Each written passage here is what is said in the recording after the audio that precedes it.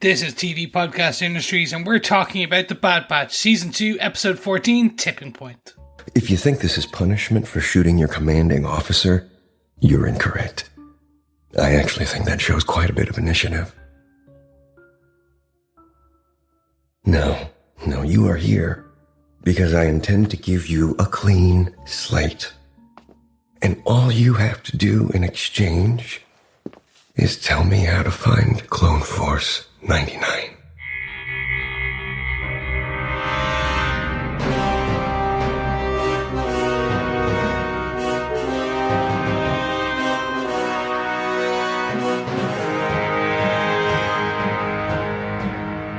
Welcome back, fellow Batchers and Baddies. This is TV Podcast Industries, and we're talking about The Bad Batch Season 2, Episode 14, Tipping Point.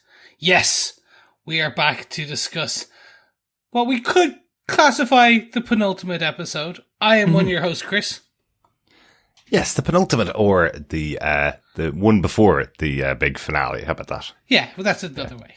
Good stuff. I'm your other host, Derek. Unfortunately, John isn't going to be able to join us for this episode of The Bad Batch, so just myself and Chris, but welcome back, Chris. Thank you very much. Thank you very much. Last week, I was captured and imprisoned by Hemlock, and this week, John is. We thought you were just, on your vacation in Pabu. Oh, God, that was such a good episode. Hanging out in a beautiful island. Yeah. It looks cool. It does. It's kind of like, hey, Galaxy's Edge, do you know what you need? Just a part of it that drips down into the water, and it's it's the island of Pabu. The Pabu experience. Yeah, yep. That would be cool. Apart from, obviously, they would have to include some force of nature attack, which wipes out half the village. Or no, but that's like that's the waves for the ride. Oh yes, I like that. See, I like it's that. a wave pool, but at one point it just gets super high. It's a good way to get rid of people at the end of the night, I guess. To get them out of it, get them out of the cocktail bars. John actually came across a theory on the internet. And I meant to ask him about it about Pabu. That there's some theory out there that's Scarif from Rogue One. That the Empire takes it over and turns it into Scarif.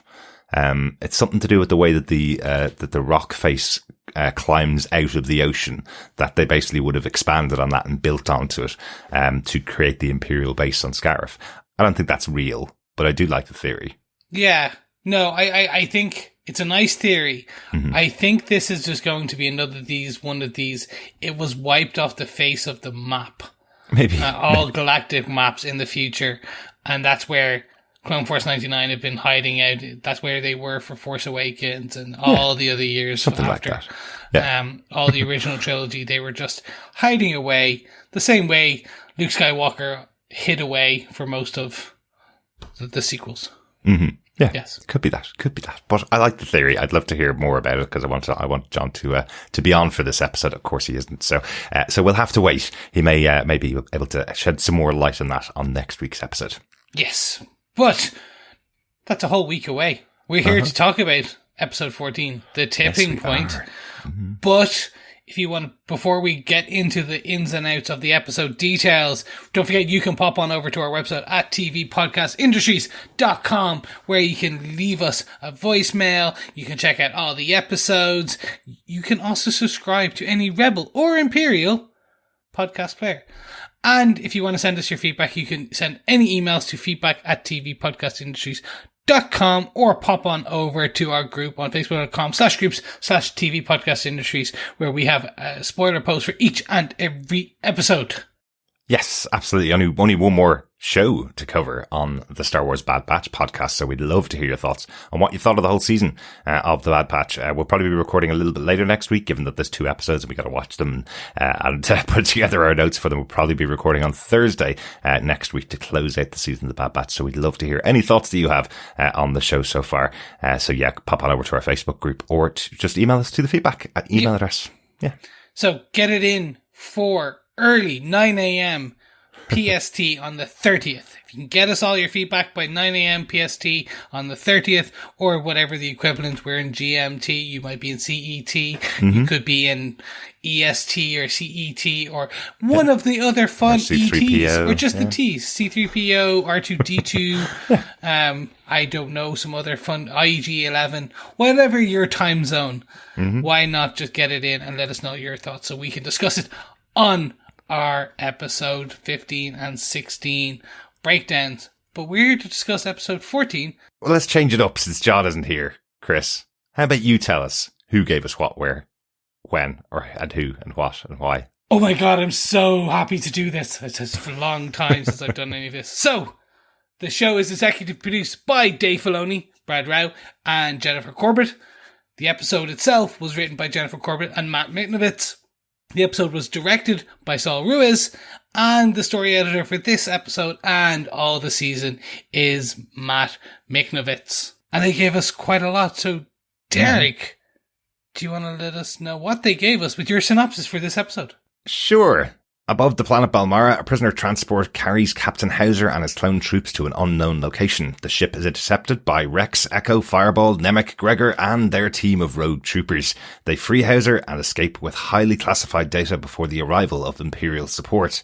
Meanwhile, at the Hidden Advanced Science Division, Crosshair is interrogated by Doctor Hemlock. He offers Crosshair his freedom in exchange for revealing the location of the Bad Batch and turning over Omega. Crosshair refuses, but escapes, stunning Doctor Scalder, who is in charge of his interrogation. Before being recaptured, he gets a message out to the Bad Batch. Plan 88, the Seeker. They're after you. Hide. After returning to their base in Coruscant, Echo leaves Rex and Howzer's recovered team with Senator Chuchi and travels to Pabu. There he learns that the Bad Batch have split from Sid, but Hunter is still unwilling to join Echo's fight against the Empire. He also asks Tech to decode the classified Imperial data. Back at the Advanced Science Division, Dr. Hemlock assures Governor Tarkin that he has a resolution for the increasing clone uprising. He also increases the interrogation on Crosshair. Tech learns of the incarceration of Crosshair and of the Hidden Science Division. Believing Crosshair has turned on the Empire, they discuss a plan to free him, but they are concerned this could just be another trap set by their former comrade. And we're straight into it because there's a lot to discuss. This episode goes by pretty quickly. It wasn't like a draggy one where like sometimes they're like, okay, we get your point in the first 5 minutes. But there's a lot of kind of moving pieces which I do want to jump into. So should we discuss the episode with our blaster points and kick it off, Derek, with blaster point number 1? Absolutely a nice little action-packed opening for the episode. The prison transport break at the opener of this episode is very cool. We see Howzer and his men. So the last time I think we saw Captain Howzer was back in episode 14 of the first season of the show, where he effectively blocked the Bad Batch from being captured and then got taken away with his men. So this is following up on that. They've been in prison ever since, it seems, and now they're being transported away from this planet they've been on.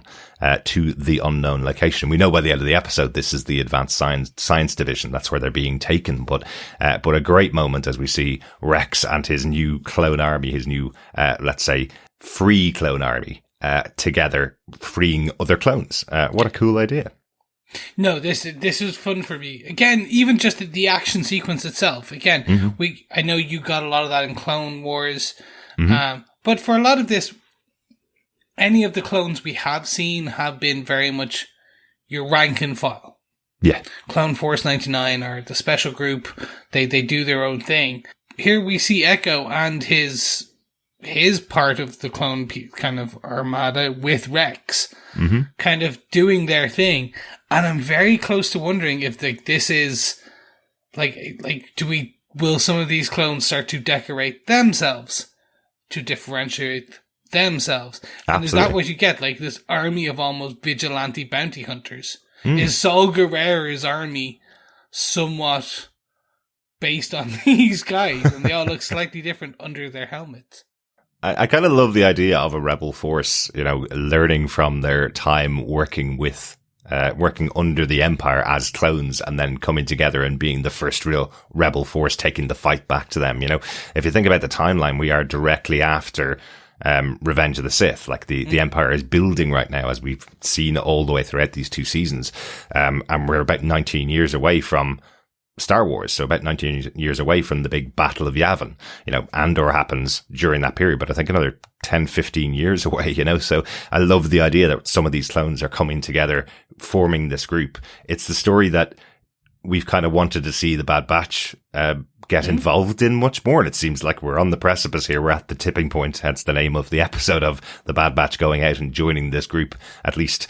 That could possibly at least happen by the end of the season. But here we see a really good, use of this, of Rex and his troops and his clones that he's gotten together. All these people that have freed themselves from the Empire have all gotten away. They're coming back together to free other clones who are being sent off for experimentation and potentially death at the hands of this advanced science division. It's a really cool idea, and it is a really action-packed sequence that we've got here. I thought it was really cool seeing them climb their way through this Imperial ship, boarding all the way through to the bridge, freeing Howzer's men, the plan of separating the 2 groups so that one can free Howzer and the other can get the data from the central stores.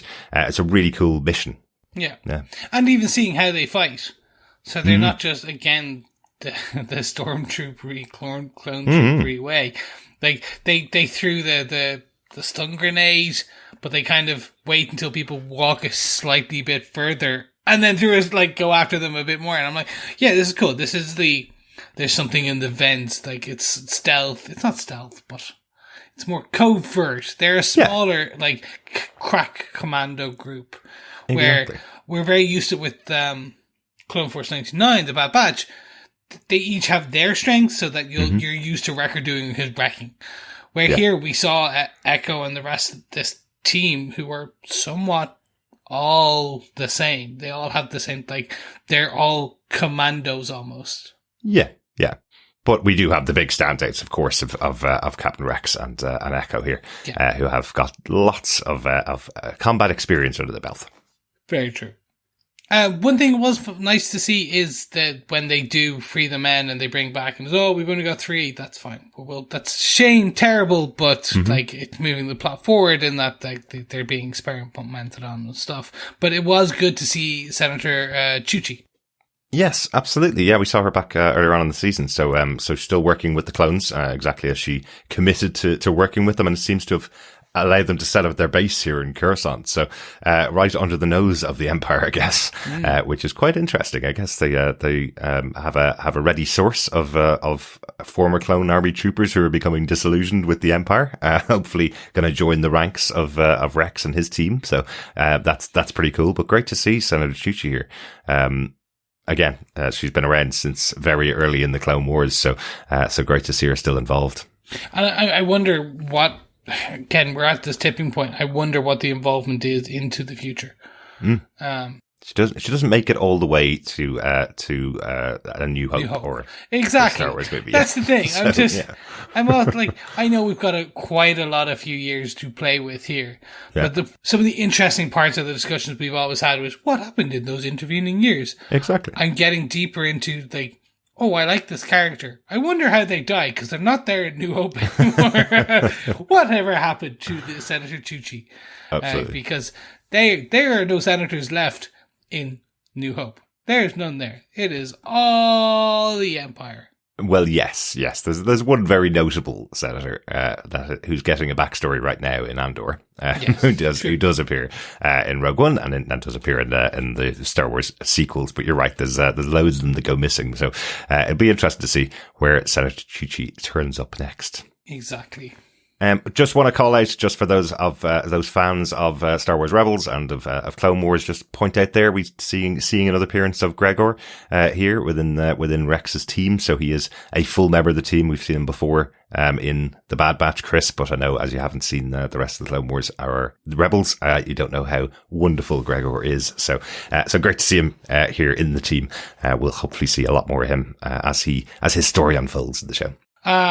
Should we move on to blast point number 2? Because this is the one I'm really interested in. Absolutely. Let's talk about the ASD, the Advanced Science Division. Oh yes, Hemlock's back. Yes. And he plays a blinder in Doesn't this. he just? Jimmy Simpson, just what a great character actor, and what a great actor to bring on board for this character of Dr. Royce Hemlock. He's so creepy in this episode. I love the quote that we've used for the opening for this episode. I just absolutely love how creepy he is and how manipulative he is. He's a great Star Wars character here. Like the scene where essentially Crosshair is knocked out by the poison. You just see Hemlock. Yes, it was my creation. You know, he's probably just been dosing himself with this poison for years. Yeah. I've developed an immunity, but you have not. Yes. Yeah. Love it. It's just such a good character. Mm-hmm. And I think our inclinations have kind of started being on point on this, which is that he really needs specific clone material and people. For what end, we don't know, but to advance the cloning programs, let's call it that. And we only know one major cloning program that takes place in this ongoing eras. Yes. So I am pretty sure we are seeing the creation of the cloning labs for Palpatine and co. Potentially. It's interesting that 2 weeks in a row, Mandalorian did touch on this, and we're not going to spoil Mandalorian because we're not covering it here on TV Podcast Industries, but interesting that Mandalorian also, had a look at cloning in last week's episode. Yes. And this week we're talking about it here with Hemlock and his plan. I suppose the big kind of moment that we see in this episode with Hemlock being challenged by Tarkin, we see Tarkin worried about the potential that the Advanced Science Division could be found out and could be uncovered. The fact that there's loads of clones that are starting to turn on their programming and questioning their orders, and Hemlock saying, I have a plan, follow it. It will take care of all of those clones who are turning on their orders. So it sounds like he's either going to be using all of the clones for experimentation, or he has a new way to get them back underneath the control of the Empire. I think that's more likely. It's probably not that he wants every single clone within the army to be dosed with whatever he's concocting from Omega when he gets her. Oh, I was taking is that because he talked about poison in the gas, I was expecting almost like it's a virus that will only attack the clones. Maybe that's it. So like all clones are dead. So, and that would explain why potentially we have not seen any major clones in the future of the Star Wars universe, is because Hemlock creates a virus that targets just the clones, and in order to find the correct cells or the right genome, he needs Omega for that. Mm-hmm. Maybe that's because it. that's what this major kind of area is. Like, we know that the Advanced Scientific Division, are working on weird cloning things. Obviously, we saw that the alien monster, beast. Yeah. Yes, they were working on that. So there's, in order to satisfy his evil machinations, he does some additional weird stuff, weird Frankenstein stuff on the side. But he is focused on getting his hands on Omega. So yes. we see his interrogation of Crosshair, and Crosshair pushing back and like keeping tight-lipped on it. Absolutely. And then escaping. Like, now it was a futile escape, to be fair. Well, he tried hard and he got a message out, but he didn't escape.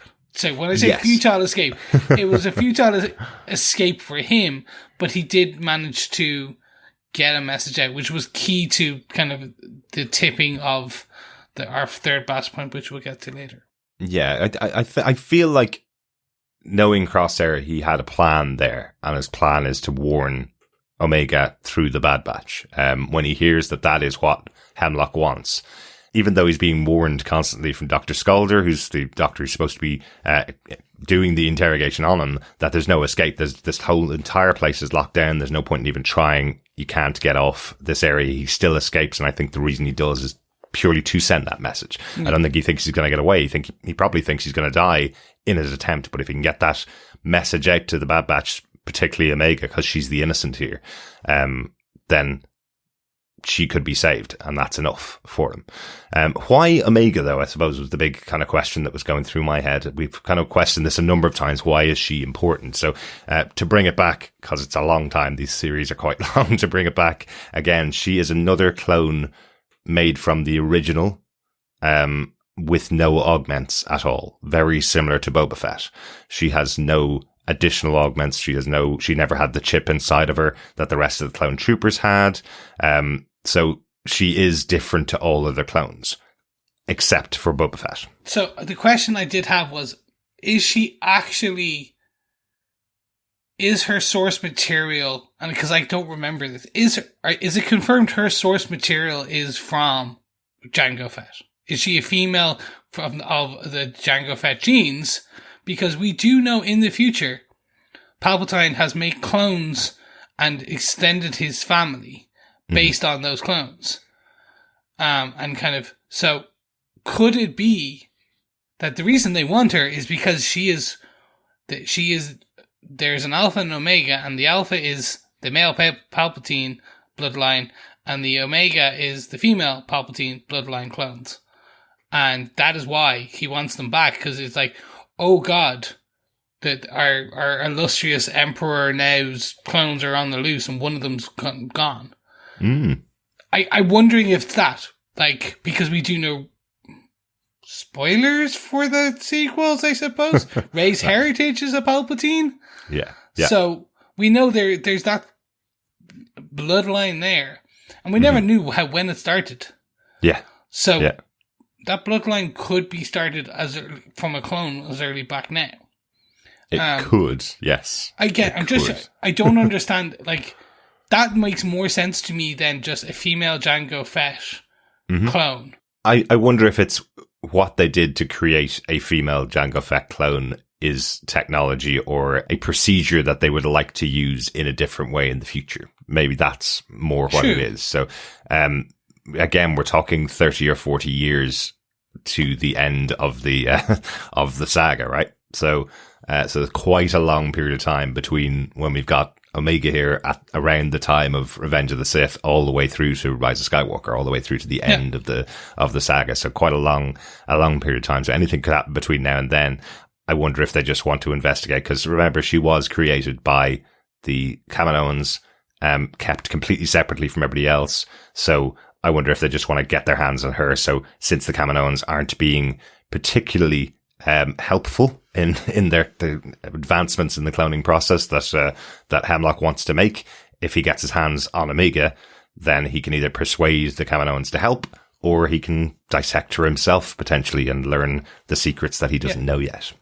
It's the one that's getting me. Like, I really want to know way more. I just want an answer on this one, because again, if I know what this is, I know again. I just want Christmas to come. But then the story's over, Chris, and you have no more story to tell. It's a galaxy far, far away. Yeah.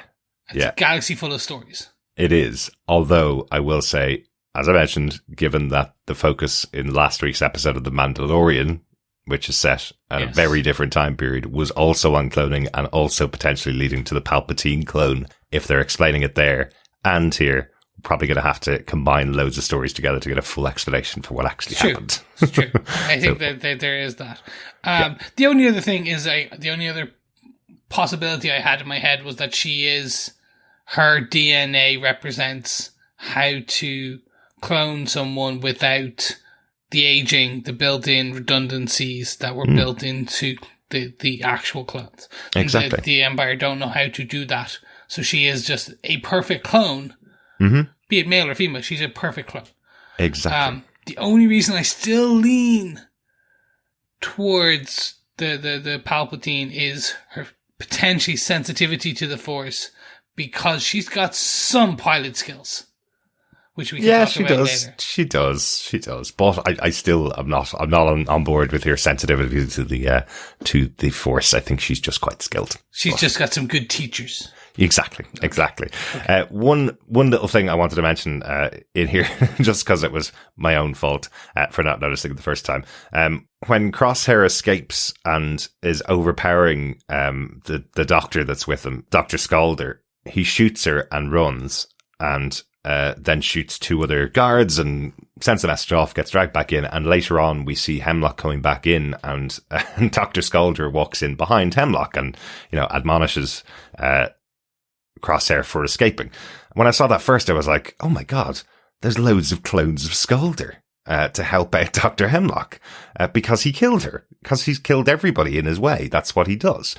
And then the second time I watched it, I realized, yes, he did use a stun bolt to stun her and knock her out and then leave, because you can see the difference in the colours. He uses blue on her and he uses red on all of the guards as he's escaping through. So he does kill loads of other people, but he does not kill Scalder. But it's amazing how when there's talk about cloning in the show, that your mind connects those two things together and goes, oh, there must be another clone out here.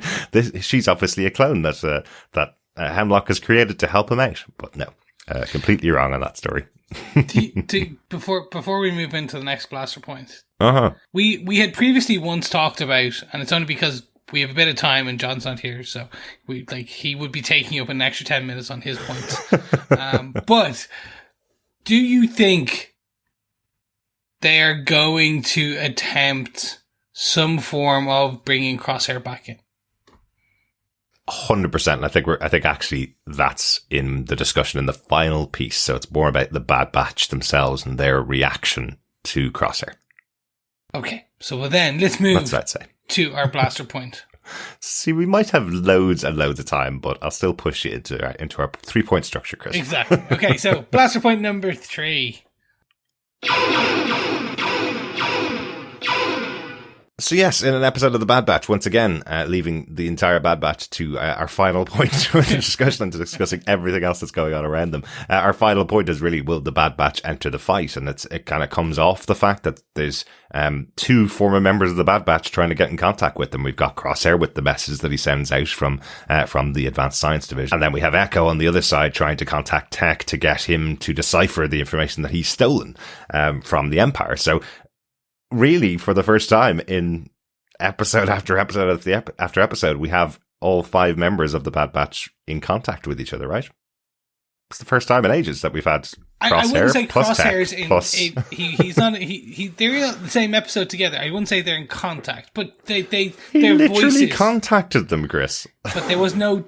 It was not a 2-way contacting. That's like It's me not. leaving a voice note for you, and you kind of at some point reading it, but I never see the read message part of it. Oh, you always know that I've read your messages, Chris. I know. Yeah. I wish. No, I'm gonna say maybe then are connected to each other in some way for the first time in I think all season, right? Yep. Yeah. We haven't had any time together. So it's the impact that now has on the Bad Batch. We have them still on Pabu. I know you weren't here for last week's episode, Chris, but we know Pabu is kind of their new home, sort of. They don't really want to stay there. And there's that discussion again with Hunter as to whether he wants to lay down his roots on Pabu, this beautiful planet where everybody seems to be enjoying themselves, except he's constantly under watch. He's concerned that if a trooper lays down roots, then it's really bad for the place they're laying down roots, effectively. So he's concerned that he'll pull the Empire down to this place, or he'll cause danger there, or people can find them there, effectively. So that's kind of cool. We do have Wrecker seems to be getting along with everybody there. He's Wrecker. Come on. Absolutely. Of course. He's just a big oaf, lovable oaf that kind of wanders around and just, oh, that's really heavy. Need me to lift it? Oink. Absolutely. He caught one fish that could probably feed the entire population of Pabu. Yeah. With that one fish. But he seems really happy there. And then we have Tech giving flight training to Echo, which you mentioned earlier on as well, and she seems to be really enjoying this moment that she's able to actually learn how to fly the Marauder. In the past, she's just had to read all the manuals and not touch the flight controls, but now we have her behind the flight controls and doing a pretty good job of it. Very good job. Manages to do a full downward trajectory nosedive and pull up at the last second. The tech turn. Well, no, the tech turn is the tech turn is the other one. Yes. Yes. This was just a no dive and pulled up, and the alarms don't go off. It was fine. Well, in actual fact, the alarms burnt out. I love that from Tech. He looks so exasperated at this, but still enjoying himself. I like that he's still taking credit for being a good teacher. Yeah. No, and look, maybe he is. Maybe Maybe she's born with it. We will never know. Maybe she was cloned with it. Exactly. Or maybe she has some kind of force powers. Yeah, I guess. Yeah, we'll see. Who knows? The only other child pilot who was really skilled at so many other things, was a certain Skywalker of Anakin persuasion. But anyway, let's less of that. This was cool. It was nice to see. I get Hunter and that whole lay down roots piece. It's a nice thing. I think they're doing that because I think they're giving us Pabu because look how beautiful this place is. Now they must run away for fear of it being destroyed, or in the next episode it will get destroyed. It's very much that potentially they're traced there. Yeah. We'll see. I hope not. I hope they have a way to draw people away from Pabu before it gets attacked, because what we were talking about in last week's episode really is this idea that this is a place built by refugees of the last war, all the people that have been driven out of their real homelands and have now found this beautiful new paradise. And then if that gets destroyed again, that feels like an awful storyline for those people. So hopefully it doesn't. Hopefully they have a way to draw them all away. Maybe. Maybe. I don't know. Things may go very dark before A New Hope comes out, yes. Exactly. That's why I was trying to go, they like sometimes, as much as this is a kid's show, every now and again, they go super dark on the show. Yeah, they do. The Wall of Dead clones, or is definitely one that I was like, oh yeah, that's the Wall of Remembrance. Interesting. Well, absolutely. And Crosshair has literally killed multiple people yes. over the course of the season. So for me, this is an interesting one because we do see Echo arrive and they kind of catches up with Hunter and gives the code to Tech. And we do get the message decoded where kind of Tech goes through it and he's like, yeah, we found out this is the ASD and there was a message there on one of our channels. They talk about they had already captured Crosshair. And the question is from Hunter, is it a trap? Exactly. Which is fun because we're left kind of on a cliffhanger where we know they're probably going to go try and rescue Crosshair. Or at least do something about this place that is taking all of these clones. Well, yeah, it's I suppose a little bit more specific than that. They find out from the data that Crosshair has been captured, and because he's been captured, they know that he must have turned on the Empire, if that's what the data is telling them, and because it's from a separate source, not directly from the message from Crosshair, kind of corroborates the message from Crosshair effectively. So those two pieces of information together make them think, ooh, hang on a second, maybe Crosshair has actually gone over his tipping point, has turned the corner and is coming back to us, is finally realizing that the Empire isn't the place for him. So can we go and save him? But yeah, you're right. I absolutely love that idea that there's still that suspicion over Crosshair because everything that he's done would say that this is something that he could do to draw them out of this hiding place that they found. You know, Echo says when he arrives, this is one of the most difficult places to find in the galaxy. You know, we've got a great hiding spot here. So maybe it is a plan from Crosshair to draw them out here. So, yeah. So that leads to the question. If they attempt to rescue Crosshair, do we end this season with the Bad Batch back together? Interesting, isn't it? Especially after Crosshair has everything Crosshair has done. Everything across this season and last season. Yeah. Can you really I hate to use the term redeem. I know. But from a narrative perspective, bring him back. Maybe they don't redeem and they bring him back into the fold. But can you even bring him back into the fold? Like, just by attempting to, warn them, is that enough? And again, I personally, I don't know. I love his stoicism of Crosshair. I love he's the anti-hero personality type. He's a soldier that follows orders. See, I wouldn't even say anti-hero. He's the villain and has been and has turned on them. What's really interesting is it's the fact that he murdered his superior officer last week that's gotten him in prison and could potentially get him back into good favor, let's say, with the Bad Batch, right? I think the way they may play it is the bigger story, which is getting the Bad Batch involved in Rex's crew.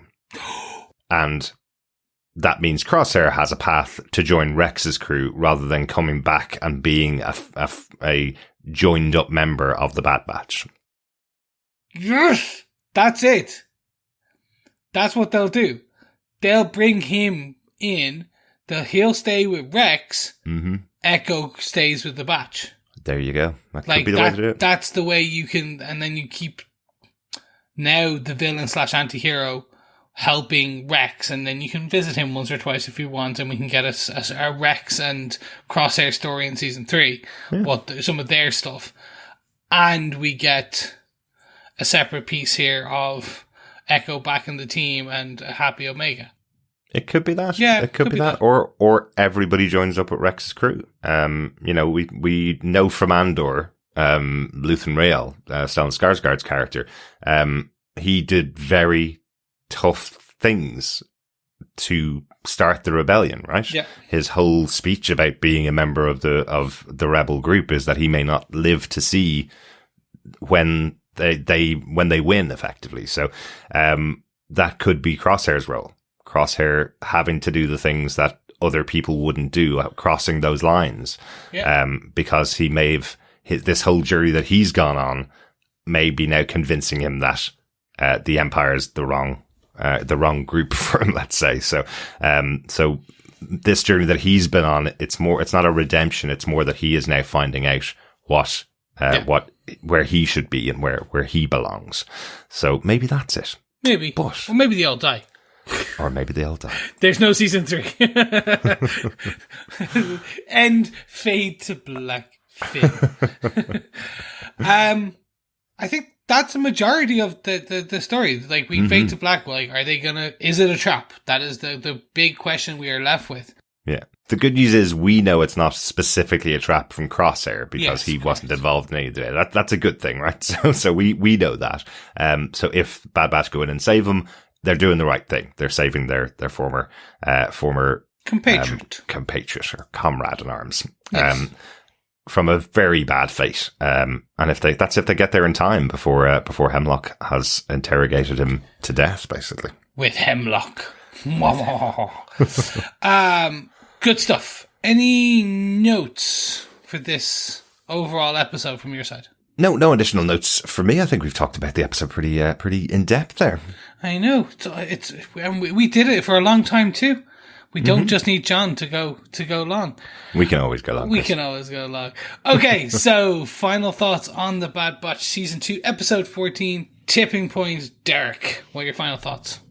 I think they've been nailing the show for the last couple of weeks, really tying the stories together really well. You know, the kind of couple of criticisms we had on some of the episodes earlier on in the season that were fine, but just needed some little touches that tie into the wider universe. And for the last 3-4 episodes in a row now, I think, even episodes that felt like side stories just about the Batch tied in really well. This episode nailed the setup to where I wanted to be by the end of the season. So they've done a great job establishing this group of clone troopers who are saving other clone troopers who are trying to get away from the Empire. They've got the really nefarious Advanced Science Division and what's happening with their work. And we have the Bad Batch being pulled back into this war much more. So yeah, really, really loved this episode. Great to see Echo back. Great to see Rex back. Seeing some other members of the clones that we haven't seen in a while, like Howzer and Gregor. Really cool to see all of them. So yeah, this is exactly what I wanted to see from a lot of the series. It's a top episode for me from this season. How about yourself, Chris? Very same as you. I personally, they're redeeming themselves as a show. I did really start to feel we were leaning towards potentially Adventure of the Week again, especially with Padu, because it advanced the story. It gave them a home, but it didn't advance it dramatically. And I was like, oh, is the next episode like, there's an issue in Pabu now with a whale? Oh no, like, I wasn't sure where this was going. Yeah. Like, don't forget, we still got Sid out there. Like, there's still that whole Sid story which hasn't been resolved. And we only got 2 episodes, and it's mostly probably going to focus on like the advanced scientific division. Well, remember one of the questions that Hemlock is asking of Crosshair is to tell him, since he thinks like the Bad Batch, to tell him who the Bad Batch would be in contact with. So that's potentially that's where they connect to Sid, I think. Yeah. So she's been mentioned every episode. We've had a hologram of her if she hasn't been in the episode specifically. So she's out there. It's on the precipice of being resolved, I think, by the end of this season. And I'm absolutely convinced that Hemlock will be searching out Sid, because, as we know, Crosshair has no idea where the Bad Batch are. He hasn't been in contact with them for months. So I guess that is definitely going to be resolved in the next 2 episodes. But overall, look, this was, as an episode, this was great fun. Again, it kind of just gave us a bit more. It was the tipping point for the episode of the season. It's like, we're into the final stretch now. Literally, we're into the final 40, 50 minutes maybe of the show, and I'm here for it. I want to see what they do. Can they stick the landing? Is this a superhero landing? Is this a Jedi landing? Or is it a slight stumble as if I've jumped off a small ledge? Is it going to be, and I'm happy with all of that. I think, and yet we still don't have a confirmed season 3. So, hopefully they'll probably get next week. We'll do the finale. They'll give us about a week's finger biting nails, kind of a couple of days of anxiousness wait, and then we'll get told there's season 3 coming. Relax everything. We do know that there is Star Wars Celebration happening in London in the coming months, so they might just announce it there. So we'll see. But I'm here for it. I really am. Yeah, hopefully we'll get an announcement of season 3 pretty soon. Or given that we've got this potential for a big group of clones getting together under Rex, maybe they'll just rename the show again. We've talked about it before, that the Bad Batch season 1 is effectively the 8th season of the Clone Wars. It took characters from season 7 of the Clone Wars and spun them off into this show, but so many other characters have been coming from the Clone Wars into this show that it is just a continuation of that story. The Bad Batch is potentially this 2-season story of how this group got away and then joined another group of clones, and then we have a new name for the 3rd season of that. So maybe it'll be that. Yeah, and send us your feedback on what you think that name should be. Yeah. Reximus Max and his amazing clonified army. Just spitballing here. Probably not. It's definitely not a good name. But there's probably some better ones there. Speaking of feedback, let's get on to some feedback, Chris. Excellent. First up, over on Facebook for episode 13, Pabu, Russell Hooper had this to say. What an episode. We knew some kind of danger was coming. I was scared that somehow the batch would bring the Empire to Pabu. Not intentionally, of course. I never thought of a natural disaster. Personally, I'm in a very landlocked state. We get earthquakes here, but to say they're minor is being generous. The trains that run by my house cause bigger tremors than the earthquakes here do. So obviously tsunamis aren't a thing here. Tornadoes though? Yeah, they are. As soon as that first tremor hit, I told my wife that the girls had to get to shore and everyone had to get high. Hats off to the animation folks. They made the water being sucked out look real. I was also worried about Wrecker and Shep. I can see the writers killing off a major character in the show, so I'm so glad they didn't. I'm starting to think Fee might be trustworthy. I didn't like her first, but after this episode my attitude is changing. So how long before Sid sells him to the Empire? Finally, 3 episodes left, 2 weeks left. I'm sad. Thanks, Russell. Yeah, Sid's gonna sell him to the Empire. Pretty much we think next episode. Fee, I'm the same.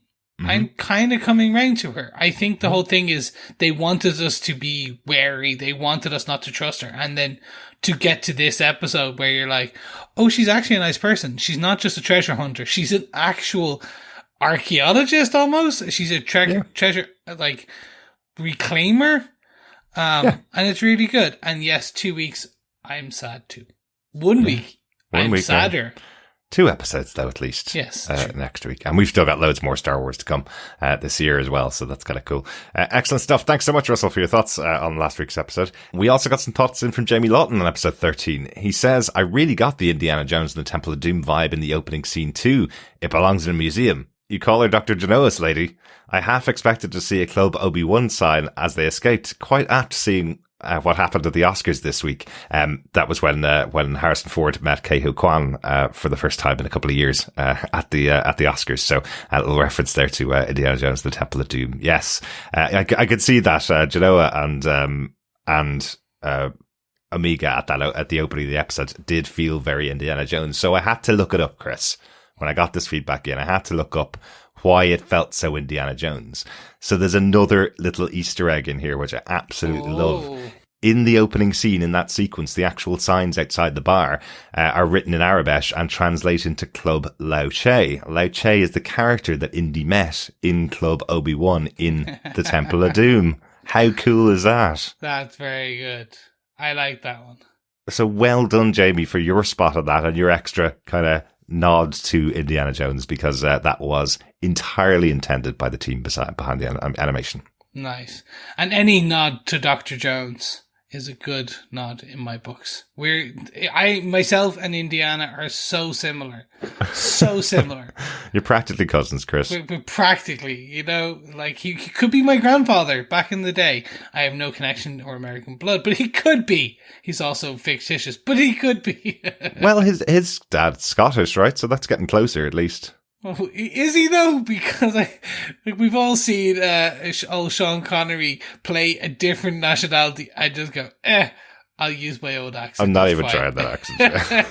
Hint, hint, go watch Highlander where he plays a Spaniard. Absolutely. Great stuff. Thanks so much for your thoughts on last week's episode. We hope to hear from you for the finale of the series next week. Again, just email us to feedback@tvpodcastindustries.com with your thoughts on any of the episodes that we've covered for Star Wars The Bad Batch. You can also pop on over to our Facebook group at facebook.com/groups/tvpodcastindustries and leave your thoughts over there on any of the episodes, and we'll pick them all up next week. Hot off the presses, some feedback on this episode of The Bad Batch from Dr. Bob Phillips, who says Doom is coming, which is actually a spin-off series for Doctor Who too, but I mostly meant to the Peaceful Isles, and the Batch need to escape. Loved how we got to this point of confrontation, how the Nazi scientific wing are being explained in their disregard for a people, and how the Star Wars writing team have, by convergent evolution, described vaccination and immunity to the toxin. Yeah, Hemlock, we got that covered with tetanus half a century ago. Stop being smug. Let's see Clone Force 99 reforming to rebel. Love it, Dr. Bob. Yes, I do like the Nazi discussion. Even had a gas chamber in this episode. Yeah, pretty much. Yeah, they're going on heavy. I did not even connect it until you said the word. I was like, oh yeah, okay. No, yep, this is where they're going with this. Good stuff. Yeah, it's going to be exciting to see them all reform and rebel, right? Yes. What a cool idea. Rise up, my clone brothers. Absolutely. Thanks, Dr. Bob. Thanks, Dr. Bob. Yes, and if you've enjoyed all the 14 episodes so far, don't forget you can go on over to patreon.com/TV Podcast Industries, where you can support us for any ongoing monthly amount, or you can just buy a galactic coffee by heading on over to buymeacoffee/TVPI, where you can buy some blue milk or some green milk caffeinated for our old podcast editor there to keep him going into the wee hours. And so if that's not up your alley, don't worry. You can also head on over and write us a review on Apple Podcasts, or just share the love by sharing the podcast. Mm-hmm. Absolutely. I have to give a shout out. We just finished off The Last of Us podcast. Great show over on HBO. I know it's a different audience probably to most of the people that watch The Bad Batch, but go check it out. Really good show. We had a great podcast about that with some great feedback from our wonderful, wonderful listeners. We have a final episode coming up for that, where we'll be announcing the winner of our Last of Us World's End pub quiz. You still have time to enter that.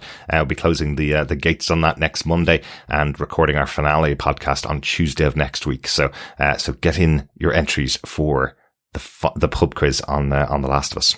Yes, great stuff. We are also covering Star Trek Picard the final season of that show. I'm about halfway through that, and that's been really, really good fun to cover as well. So hopefully you'll stick with us for our coverage of those shows as well. Yes, there are other shows on the horizon, but we'll not discuss those just now. We are sticking with our Star Trekking across the universe. Is it sacrilege to do that on a Star Wars themed podcast? I think it's just sacrilege to do that on any podcast, Chris. Okay. Well, good thing. Maybe this may not make it in, but it will probably make it in. Thank you so much for listening to this podcast of The Bad Batch. Yes, we'll be back next week with our chat about the Star Wars Bad Batch Season 2 double episode finale, episode 15, The Summit, and episode 16, Plan 99. And we'll be recording on March 30th, so make sure you get your feedback in on those two episodes by the morning of March 30th, and we'll make sure we include it in our discussions. Mm-hmm. Now, I think we must go and see what is else out there, because I do like Plan 99. That sounds like Plan 99 from outer space. Well, interestingly, the call out that Crosshair made in this episode was Plan 88, the Seeker. So Plan 99 obviously has another code word associated with it. So we'll find out in the finale episode. Good stuff. Thanks so much for joining us. We'll talk to you again next time. Yes. So, in lieu of John, I will say, keep watching, keep listening, and keep being bad. Bye. Bye.